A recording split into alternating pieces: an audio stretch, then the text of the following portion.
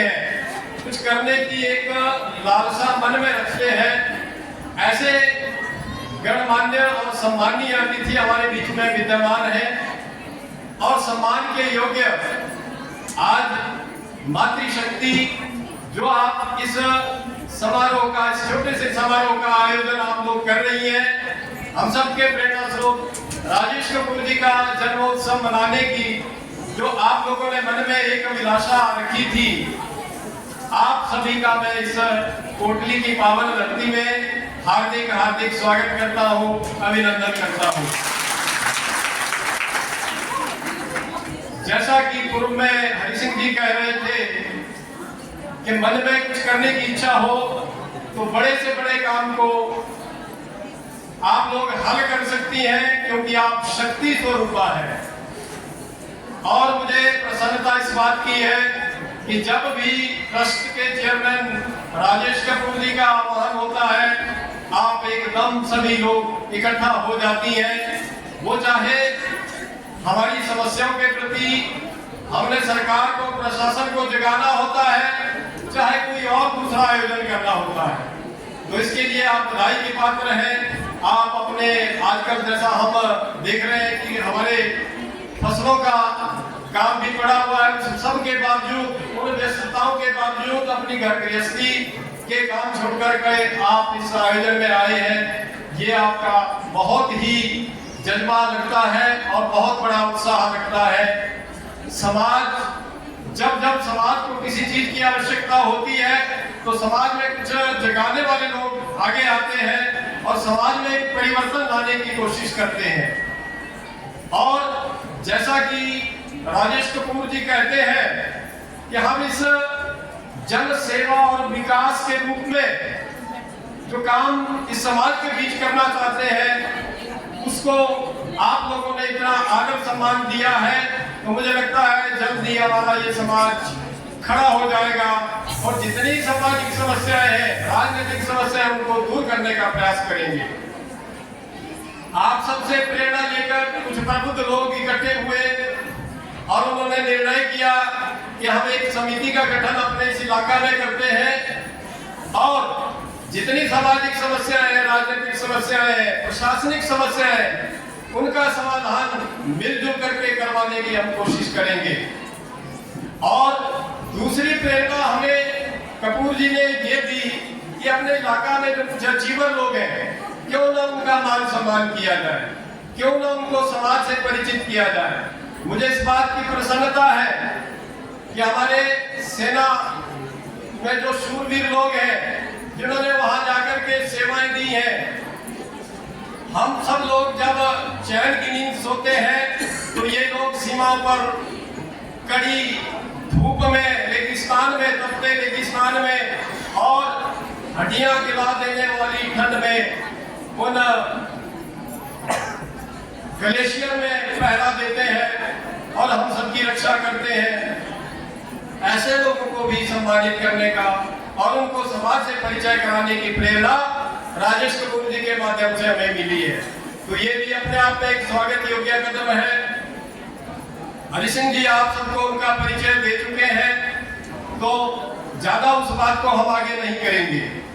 तो पूजनीय मातृशक्ति, मैं सब आप सभी का आह्वान करता हूँ, आप सबको प्रेरित करता हूँ कि आपके अंदर वो शक्ति है कि समाज को दिशा दे सकती है।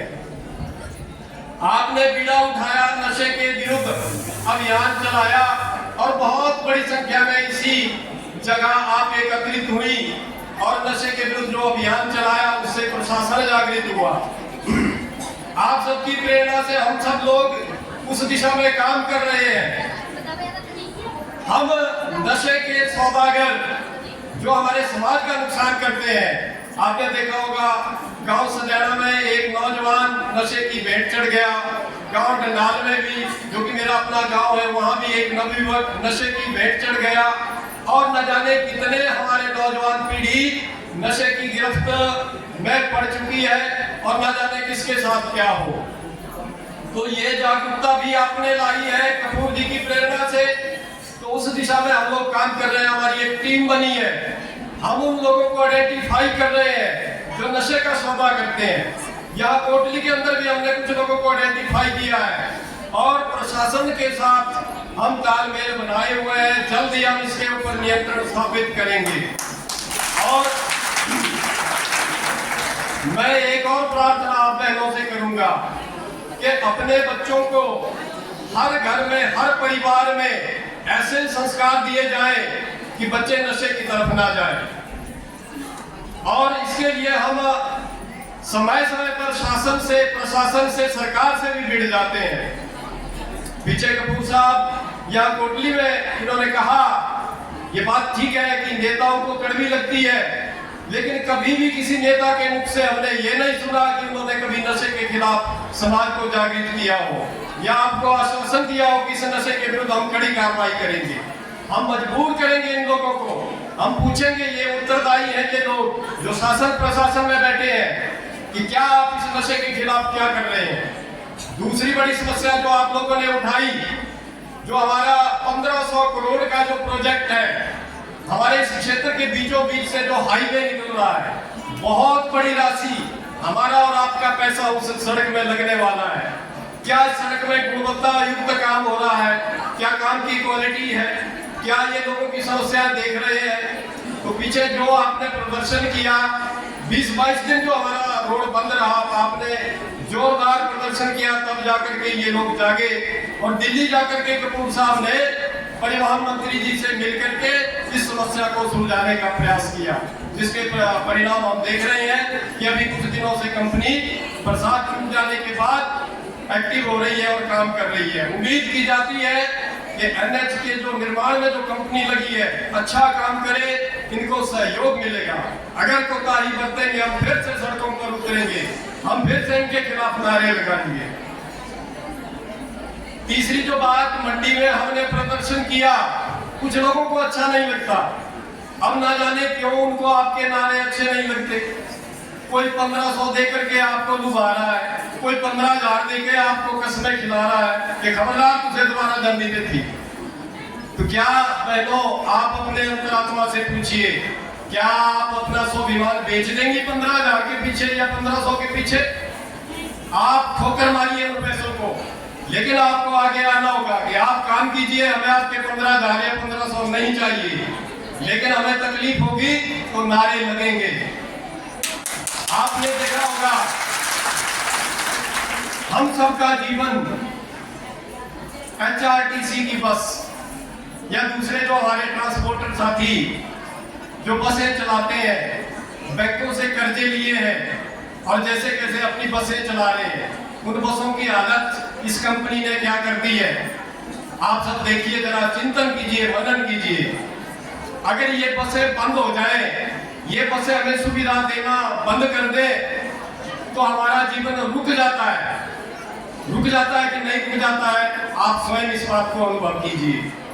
अगर हमारी बस यहाँ से कोई बहन, कोई माँ, कोई बेटी अगर या कोई पुरुष बीमार होकर के मंडी हॉस्पिटल जाना चाहता है, तो स्कूटी पुल पर हमारा एक स्टॉपेज, जब से हमने होश संभाला है हम वहाँ उतरते थे, हम वहाँ चढ़ते थे, हॉस्पिटल जाते हैं, स्कूटी पुल पर आकर के बस पकड़ते हैं, घर आ जाते हैं। हॉस्पिटल जाएंगे, स्कूटी पुल पर उतरेंगे और हॉस्पिटल जाएंगे।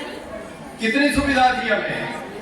तो उस स्टॉपेज को बंद कर दिया गया बिना सोचे समझे।